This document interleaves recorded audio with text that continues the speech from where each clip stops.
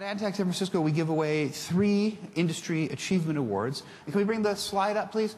And we're going to give away another one right now. And I'm really very pleased.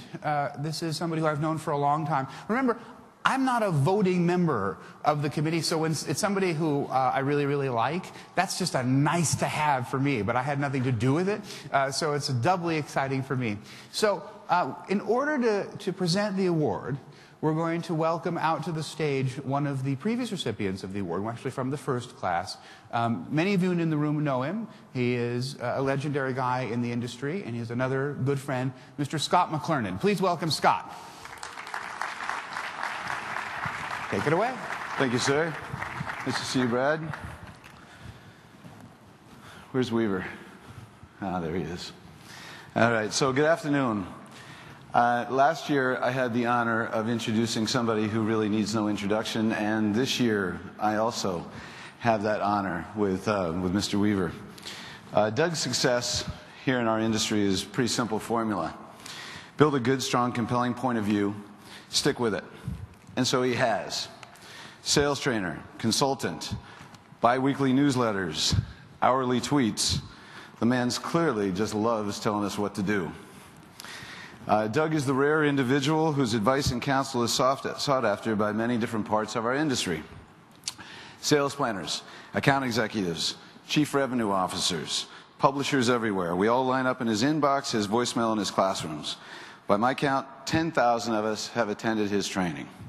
And despite the fact that for 15 years he's made a living telling us to blow right past the agency and snuggle up to the client, those same agencies seem to seek his advice too. Clearly they don't read Doug's weekly opinion piece. Quite simply, if you're in the media side of this industry, then Doug's influence has had an impact on you one way or the other. Personally, I had the good fortune of working side by side with the Reverend Weaver for 2 terrific years. Not only did he make me a very better person at what I do, he also amazed me every single day. With his maddening attention to detail, his ease for the written word, and his ability to crank out volumes of work never ceased to amaze me, frustrate me, and royally piss me off. So Doug will tell you that he has the best gig in the industry. No doubt, living on the side of a mountain in beautiful Vermont with a 2-stop sign commute, that ain't all bad. And I'll tell you that we're all better by him having it. If you're not one of the 7,000 subscribers to the Drift newsletter, then you should be. If you aren't one of his 5,000 followers on Twitter, then follow him. He touts one simple mantra in a variety of different ways, but it really comes down to this. Lead with a client's needs. Do your homework. Prepare. And be sure to look at it from the client's perspective. Always prepare as if you were the other guy on the other side of the table. So it's along that note of looking at things from the other person's perspective, I'll finish with one quick anecdote. A short while ago, I was in Aspen, and at the top of Aspen Highlands, there's a steep, arduous, nasty 30-minute climb in ski boots. It goes right to the top of Aspen Highlands, and you do this where there's no oxygen. I shared the story of the hike with Doug, and he said, wow, that must have felt like quite an accomplishment. I said, yeah, I thought I'd done something pretty special until I looked over, and there at the top of the mountain, doing the same climb that I thought was pretty terrific, was this 9-year-old boy that had just accomplished what I thought was this amazing feat.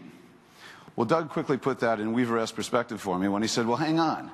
How do you think that kid felt? He was probably pretty proud of what he'd done until he looked over and he saw some 53-year-old media executive was out of shape, made the same climb. So that, in a nutshell, is the key to our industry achievement winner's success.